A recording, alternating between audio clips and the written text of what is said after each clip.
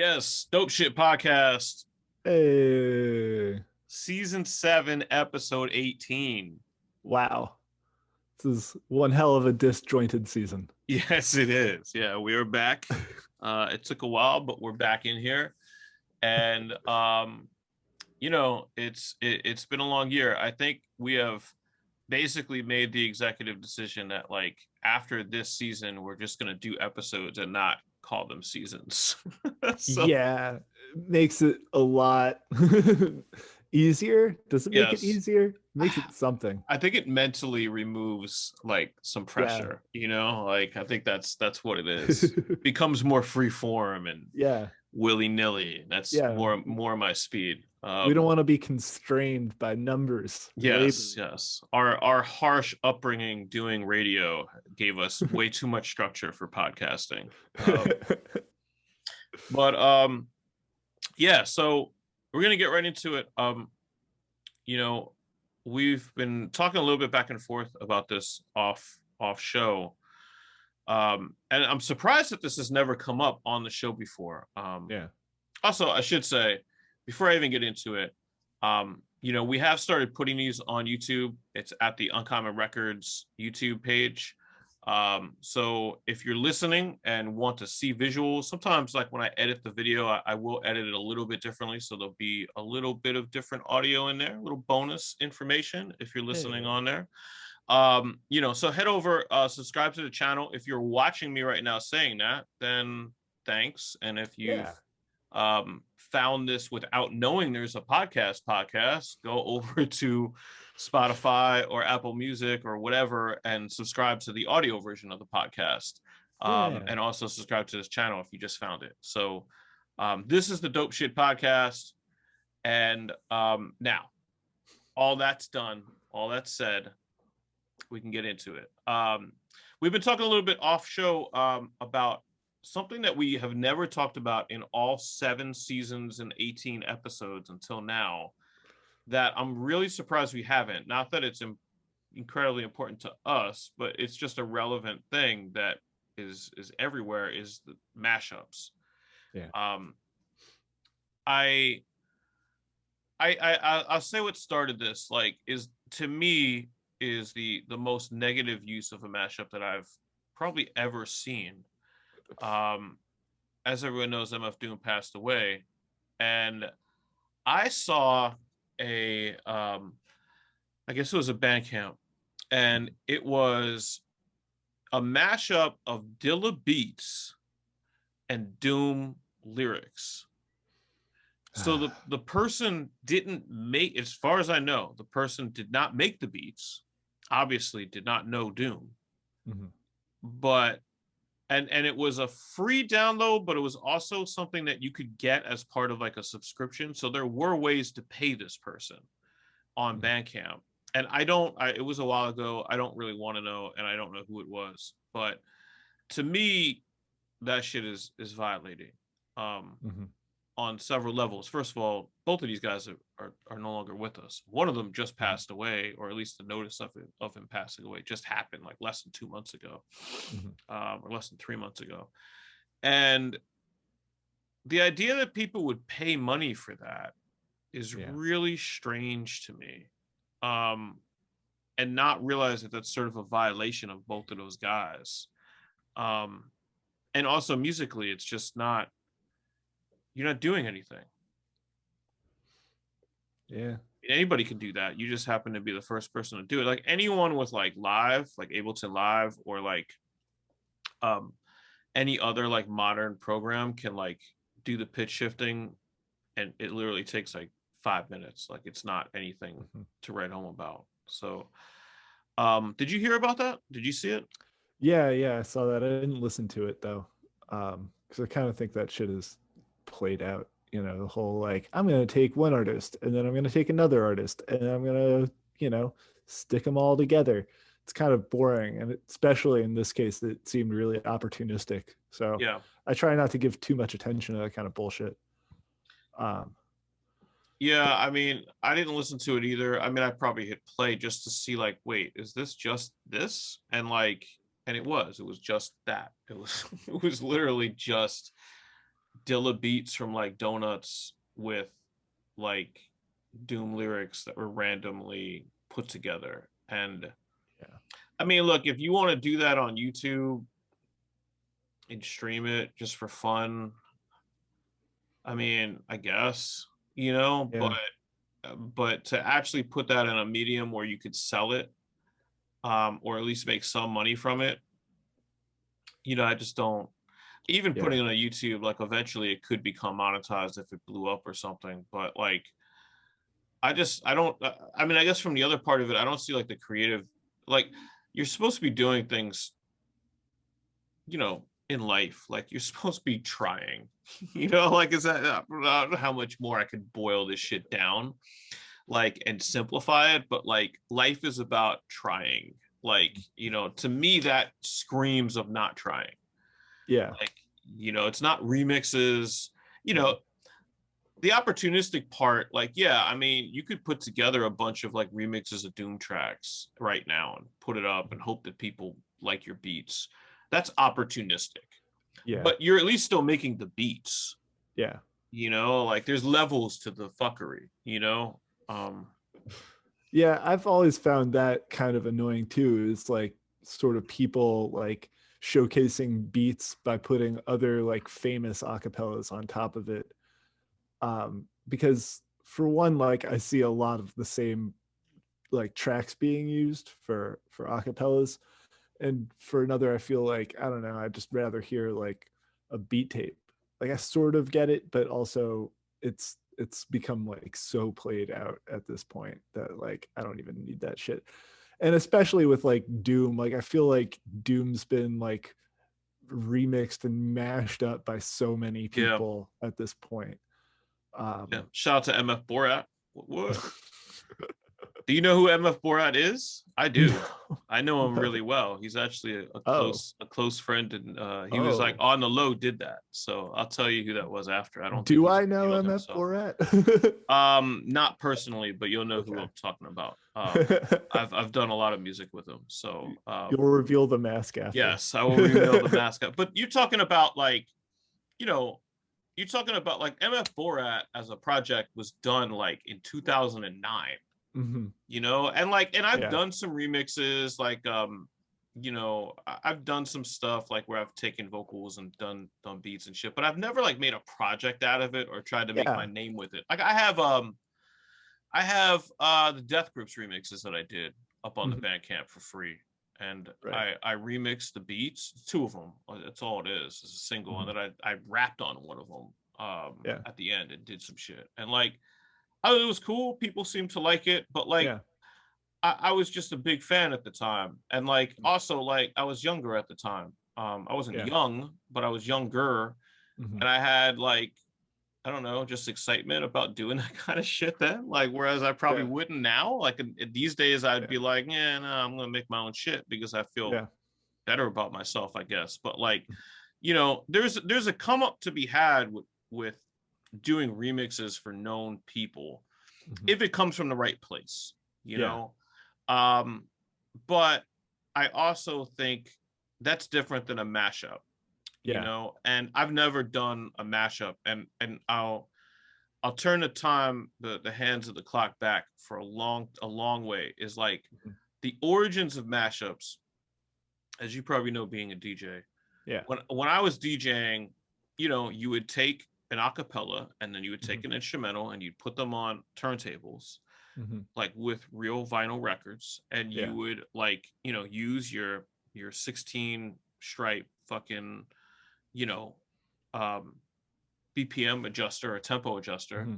on the turntables, and if you got that shit to rock, it was awesome. Yeah. Like if you got that Yeah. to hit, like I remember back in the days, I remember taking the beat from Crew, which was like this duo that Def Jam signed for like a hot minute that like Hmm. had a really dope logo, but like didn't really have a hit record.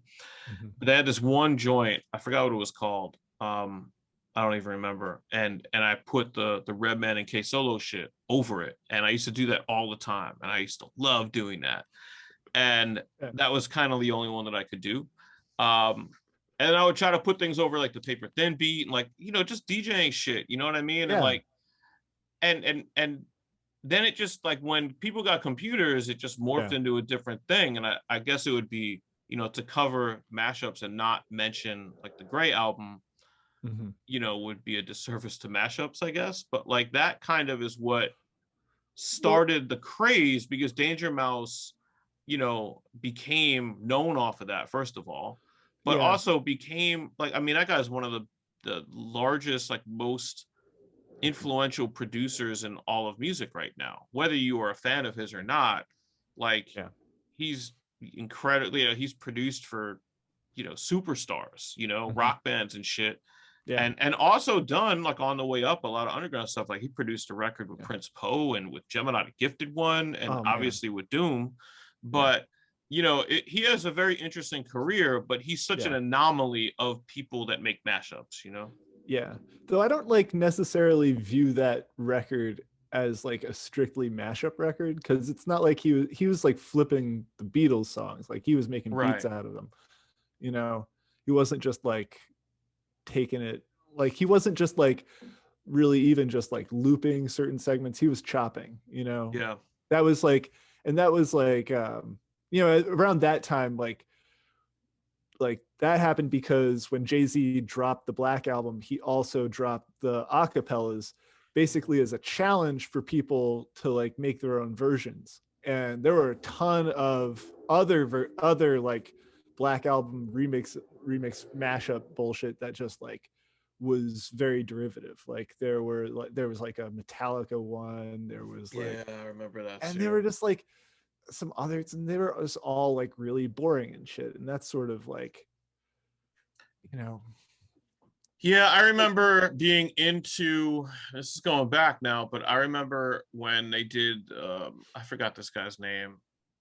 Um I kind of know it, but I don't want to say it incorrectly. It's like but he's the guy that produced the no, excuse me, the Beatles and Wu-Tang mashup oh, I record. hated that record. And I actually fucked with it at the I time, can't stand because that. that was like the early days of mashups where you were just like, wow, there's like quotes from interviews of, you know, Old Dirty and John Lennon like kind of playing off each other, and that shit was kind of interesting in between the songs that he remixed. You know, Yeah. could I listen to that now? Probably not. I mean, would the producer like make that today? Probably not, because he's done a bunch of other shit. But Yeah. like, you know, I don't know, man. But It makes me question, like, there, like I said, there's degrees of fuckery to it. Like yeah. there's some Well, honest musical energy to doing remixes. There's yeah. some creativity to doing certain mashups that are actually like originally produced. Mhm. And then there's like just people just that want to be the Yeah. first person that does something that anyone could do. Yeah. And that kind of bothers me. Yeah, I mean, like the thing is, like it's totally become a different thing. Like as you were saying, like like back in the old days, you know, like yeah, like you would like DJs would like take two tracks and like try and find things that like really went together. But they weren't just like releasing them as like singular mashups. Like they were parts of larger mixes of things, you know, like actual like fucking hour long like DJ sets and shit like that. Yeah, absolutely. It was they weren't like standalone shit tracks, you know. And like, you know, when I was DJing, I actually, you know, made a lot of mashups, you know. I had a lot of fun, you know. I took like Jurassic 5 and put them over Ammon Tobin. I took Bjork and put it over Cannibal Ox, and I made some good shit.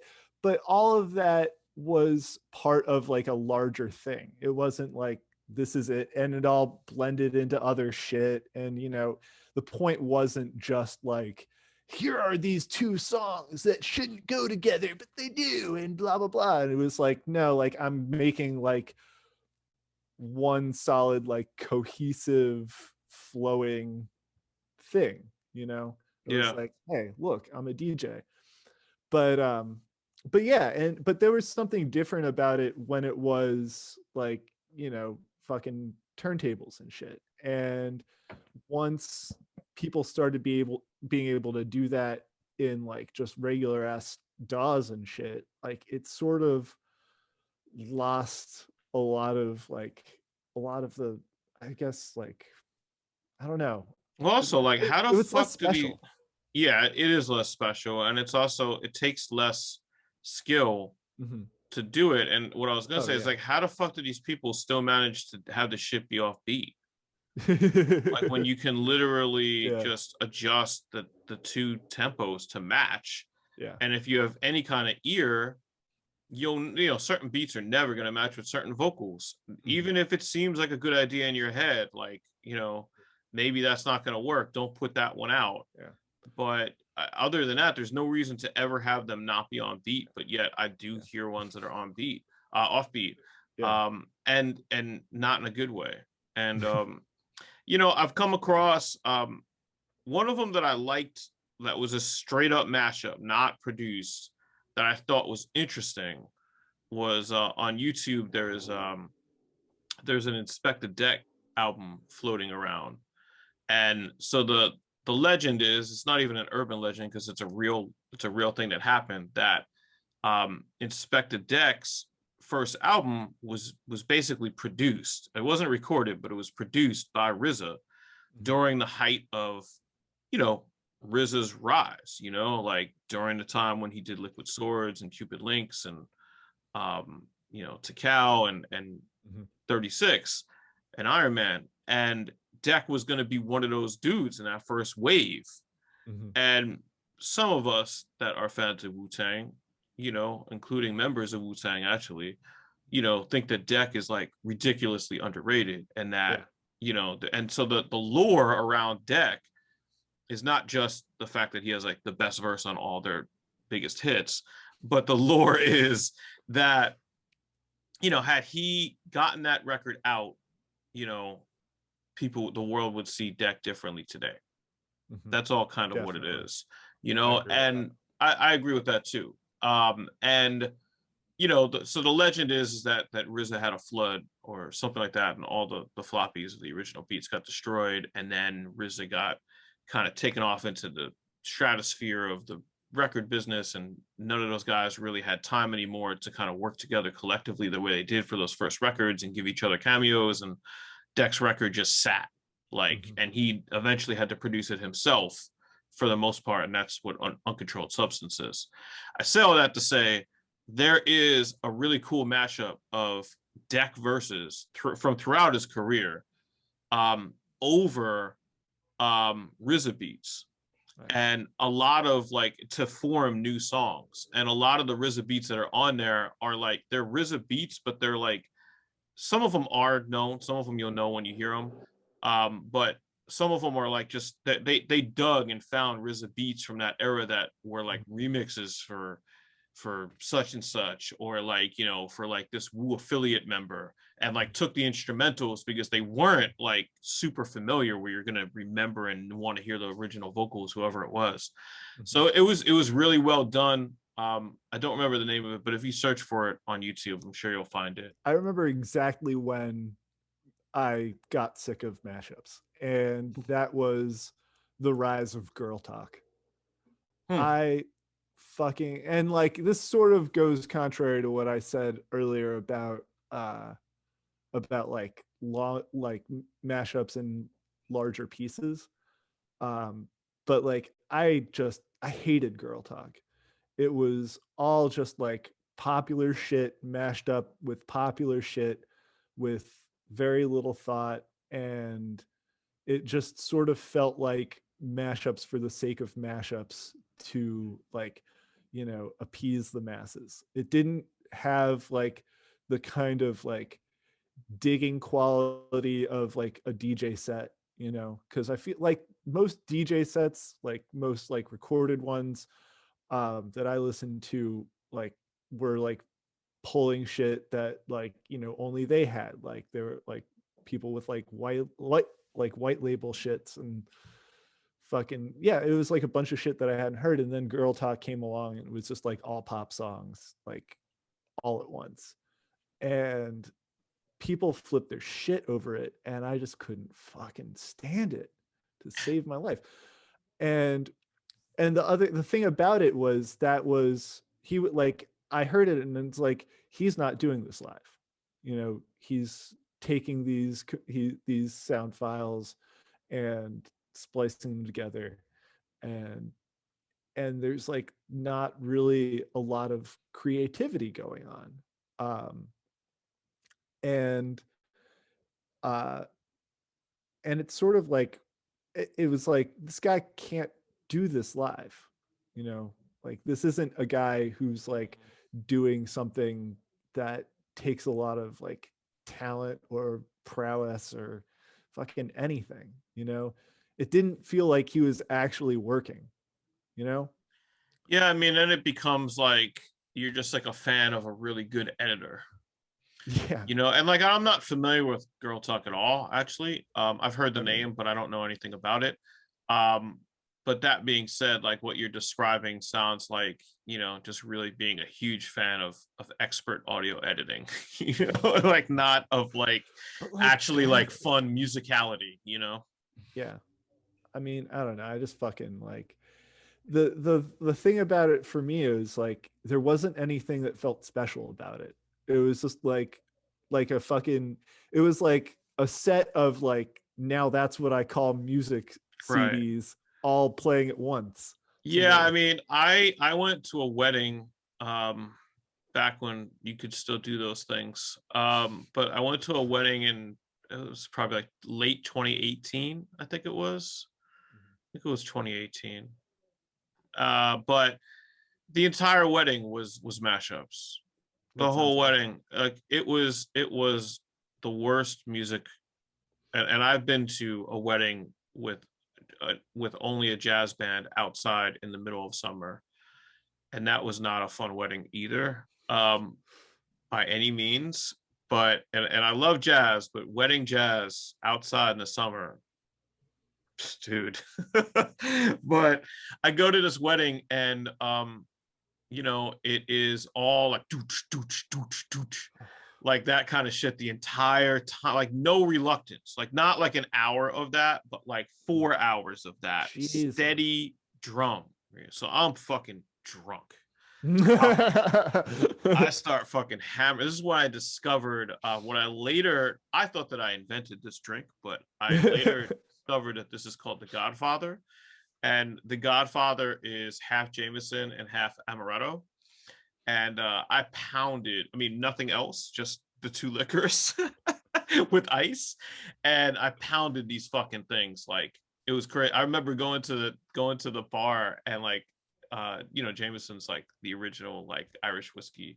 And I said half Jameson, half Amaretto. And they had this old Irish accented bartender. He was one of many. He was the only older guy. And he looked at me like, yeah, like you're the shit. And that was like the first time I ordered it. Anyway, so I'm super drunk and this dooch, dooch, dooch. And like I'm realizing after a certain point that you're supposed to understand that that's like Gloria Gaynor now, or Mm. Elton John, or you know, whatever hit, you know, like it was supposed to Queen or whatever might play, but it's all been mashed into the doonch, doonch, doonch, doonch, like that kind of rhythm. And then that's in between, like, I guess, I don't know, because I don't follow the music, like I guess new songs that are produced in that way, that sort of, you know, whatever genre that's called. So mashups have taken on a certain role in society that they shouldn't have. And like you kind of probably can't be a wedding DJ without doing that for a certain clientele anyway, you know. So it all that started from hip hop, you know, like all that from like DJs with turntables. To me, like, I mean, to close it out to some degree, like, you know, to me, if I go to a DJing event and you know, which are very far and few between even before COVID, where you have actual DJs, like several of them playing vinyl, like, but you know, if I go to an event and you've got real records on the turntables and you have gotten your routine down and you are mashing one thing into another. I don't care what music it is. I don't care if it's like music I don't even fuck with. If you're doing that, you're still cool. Like Yeah. you're the fucking man or woman. Like, you know, that is skill and it's dope and it's in the moment. You know what I mean? Yeah. Something Yeah. can go wrong. Like that's the whole point of doing this shit, you know? Yeah. And like, you know, and it may not be perfect one night, it may be pristine the other night. And it may depend on like how much drinks you have in you, how it sounds to you. And that's the beauty of live DJing and doing things like that. You know, and I DJ more, I'm in tune with that more. But like, you know, that's the fun of DJing is like taking chances and lining up songs you've never lined up before and wondering how they're going to turn out before you do it. Yeah. Um, you know, and that goes for like mashed up kind of stuff too. And it's uh it's crazy that it's been bastardized so much to the point Yeah. where it's actually been manipulative to artists, uh, you know, deceased and alive.